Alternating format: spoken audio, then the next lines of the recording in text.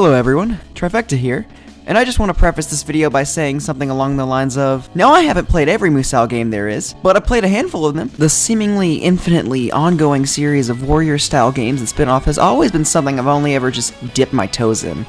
You know, to test the waters. More often than not, however, the water turns out to either be too hot or just too cold. And if you're anything like me, you're in the market for something that feels just right.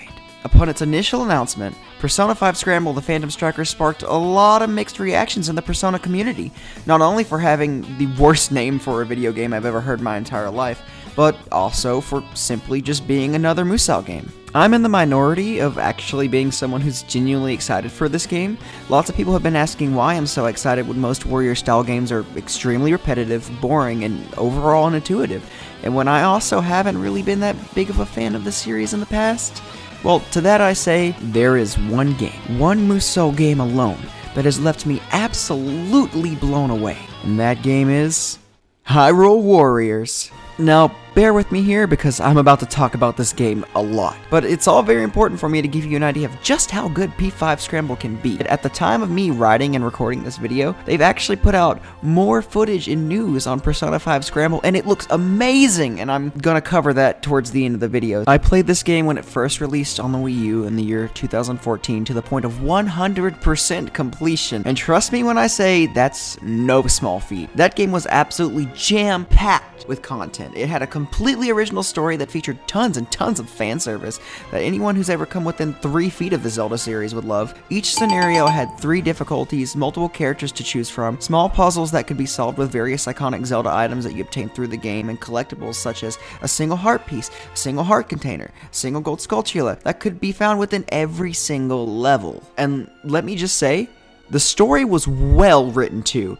It takes years and years of Zelda lore and creates something original and fresh using pieces of all of it.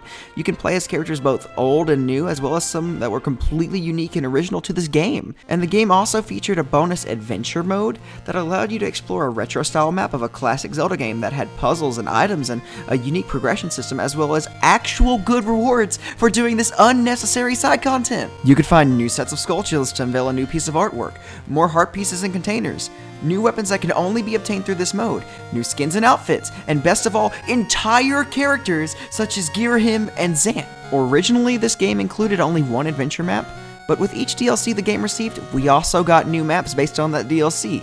And each and every one of them had their own personality and gimmick. Like, there was a free Master Quest DLC where they added the same exact map as the first one, except it's flipped and more difficult and has more different prizes and things of the sort. And you know how in the standard adventure map you can use certain item cards to uncover the same secrets that were in the original Legend of Zelda Overworld? Well, in maps like the Majora's Mask adventure map, there's this time limit mechanic that makes it to where you only have 3 days to complete the entire map, but you can find cards such as the Song of Time, which allow you to keep your progress and reset the clock. Or in the Twilight Princess DLC, it adds a map that has some places sectioned off by Twilight Zones, and it has many portals that you can warp to and from once you've defeated its guardian. Like, a ton of neat things like that, and it is amazing. And each DLC added new characters to the game as well, such as Midna in her true form, Tingle, and Young Link, and best of all, it gave us the Boss Pack. This was by far one of the hypest modes in any video game. It's basically a kaiju simulator. You can play as the Dark Beast Ganon and just trample over thousands of small enemies, as well as fight other massive monsters that you've already faced in the story mode. It also has a boss rush mode that lets you play as whatever character you like and take on all this game's strongest baddies. And for purchasing the Season Pass for all of this, you get an exclusive Dark Link skin. It had free updates that added new weapons, playable versions of the game's 3 original villain characters, new features, and general quality of life changes. And the game's soundtrack was mind-blowing. Don't even get me started on it. It included so many rock-esque remixes of songs from each and every Zelda game, and I had honestly considered it to be the single best collection of Zelda music because it was just so amazing, and the sheer quantity of fantastic tracks.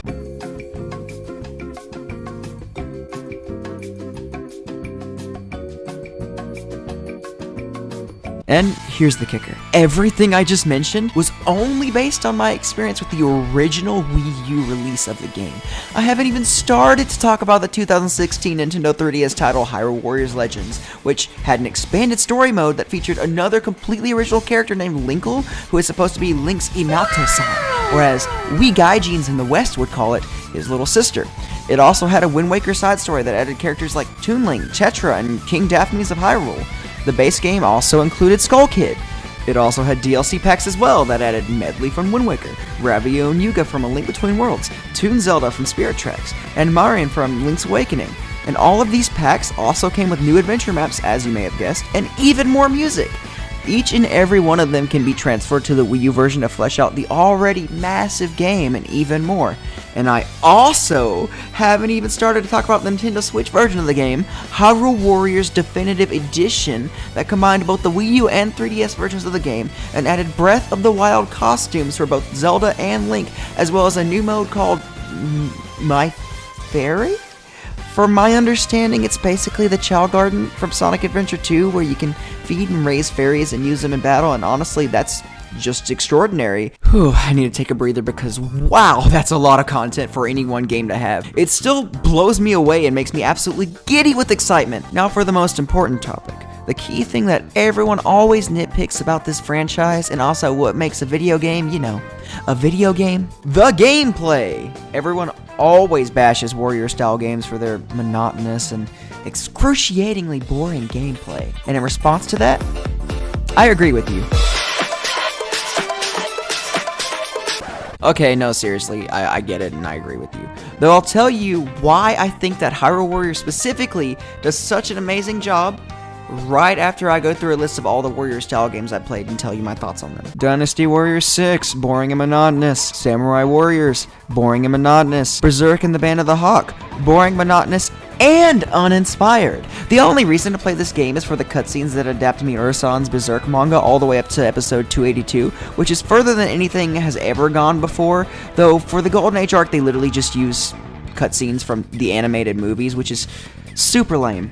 One Piece Pirate Warriors 3, a good One Piece game that cuts the filler and lets you experience the story without hating yourself. I liked it, but A, I've never even seen One Piece, and B, I didn't get very far in this game because I started playing it with a dear friend of mine who moved away and I just can't bring myself to play it without him. Dragon Quest Heroes, which was my very first Dragon Quest game, and boy did I hate it. It's the only game I've ever bought that just made me mad at myself for buying it. Like, I played a demo of it inside of a GameStop, and it was great then, and I bought it and played the actual thing, and it was just so boring to me, but that's probably because at this point in time, I didn't really know much about Dragon Quest and didn't understand all the fan service, and really, I wouldn't tell anyone to start Dragon Quest with that. Attack on Titan, easily the most different game they've ever made. I mean, like, they were forced to create a combat system different from anything else they've ever done because of the way Attack on Titan works. So, this one's okay in my book. And lastly, the biggest disappointment in my life since Tokyo Mirage Sessions, Fire Emblem Warriors. This game was an utter travesty. Since it was another Nintendo-based Musou game, my expectations were so high. Thanks to the existence of the aforementioned Hyrule Warriors, I was expecting a true celebration of the Fire Emblem series as a whole. But all we got was just Awakening and Fate's characters, two boring original characters, and everybody's favorite cash cow, Marth. The music was terrible and the combat was super basic. I get not having every side character from every one of the 16 entries we have in the series, but like I at least wanted to play as protagonists like Eliwood, Alm, Hector, etc. Or just even Ike and Roy. Hell, they're in Smash, they're definitely popular enough. But surprisingly, this game did do one thing right by making everyone's best girl, Lyn, playable, and man was she the odd one out in this cast. The Fire Emblem series is honestly getting the same treatment as Persona in the sense that they only ever make fan-servicey celebration games that focus on the most recent games in the modern franchise. Anyways, as you can see, my experience with this series has been lackluster, to say the least, but I feel that that only adds credibility to my testament towards Hyrule Warriors. And to add further credibility to that, Hyrule Warriors has the cleanest and most fun gameplay in the entirety of the Musou franchise that I've experienced. Every character, and trust me, there are a ton of them, feels actually different from one another. For example, Link does just about what you expect him to do. He has a spin attack for his X button and various sword-based attacks assigned to his Y button, and there are several combos you can pull off and unlock through the many different combinations of these two buttons. Link also has some moves that utilize his Blade Beam or Skyward Strike. Zelda is another sword-based character, but she's more DPS than anything because of her rapier. And she also has this entire mechanic based around a light elemental meter. Ganondorf is very heavy and uses dual swords, but his attacks are very, very strong. He has darkness elemental meter. Fee is a sword and is very floaty. I don't like playing as her, but she's different. She's very different. Sheik uses a harp, and depending on what combos you input, she'll play a different song that will give her a different elemental boost. Impa has a massive sword, moves quickly using water elements. Daruni is a Goron and rolls and uses a hammer and fire. And like, I mean, I could go on about each and every one of the 29 of them. And like, yeah, at the end of the day, you're still hacking and slashing through thousands of enemies. But with the amount of variation between the characters, which you can switch at will in the middle of combat, all of the combos and different weapons you can get for each character, like, believe me, Link plays so different depending on whether you're using sword, magic, rod, spinner, or horse. Like, come on, they have different movesets. And different enemy types either have certain weaknesses or can only be damaged with the use of one of your items. It just all adds an entirely new layer of strategy to the game that isn't present in most Musou games. Anyways, as I've said throughout this whole video, I love Hyrule Warriors a lot. And how does this relate to Persona 5 Scramble? Well, for starters, Atlus is already capable of creating fantastic and mind-blowing stories, and I also have the feeling we won't have to worry about any of the music being terrible given the vast array of Persona songs there are to choose from and the overall quality of said songs. And from what the brief initial trailer has shown, the gameplay already looks different than other Warrior-style games, and Persona lends itself very, very well to this sort of thing, given all the different methods of attack like gun, melee, Persona abilities, and spells, and I'm not sure if we'll get the same level of absolutely ridiculous fan service content that Hyrule Warriors had, considering this game is very likely only to have Persona 5 characters and music, but if they manage to add any of the cast from any of the other Persona games as DLC or something, I will be officially pleased and I will lose my mind. I believe that a Persona Musou game could easily be on par with that or better than Hyrule Warriors given the right direction, and I'm very excited for this game, and I hope so badly that it gets the same love and attention to detail that Hyrule Warriors did, because let's face it, that game is not only chock full of fan service, but is also a total love letter to the base series as a whole. As I said, there's probably not a single person who knows anything about Zelda that wouldn't find something to love in this game. I just hope that we can say the same about Persona. Anyways, I know that my case probably doesn't mean as much considering it's based entirely on the one Musou game that is universally considered to be good, and also I can't use Atlus's golden track record of amazing games as a standard given the same company who teamed up with Koei Tecmo to make Hyrule Warriors also made Fire Emblem Warriors, and that was a trash fire.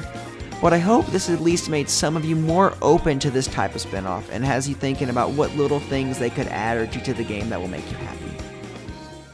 Alright, well this is where my initial script for this video ends, and as I said earlier, Atlus just put out a new preview of Persona 5 Scramble, and I am even more excited for the game than I was when I initially wrote this script. Like, oh my god, it looks so good. And anyways, without any further ado, let's jump right on into the details. Now, the scale of this game is mind-blowing, and it definitely has, by far, more to offer than I ever even thought that it would have. And the aspect of calendar-based daily life segments make a return for what I had initially assumed was a spin-off, but upon closer inspection, it's actually a full-blown story sequel to Persona 5. Now, I don't think any of us were expecting this, especially not from what seemed like a Dynasty Warriors clone, just like with a Persona skin over it, so this is definitely a treat.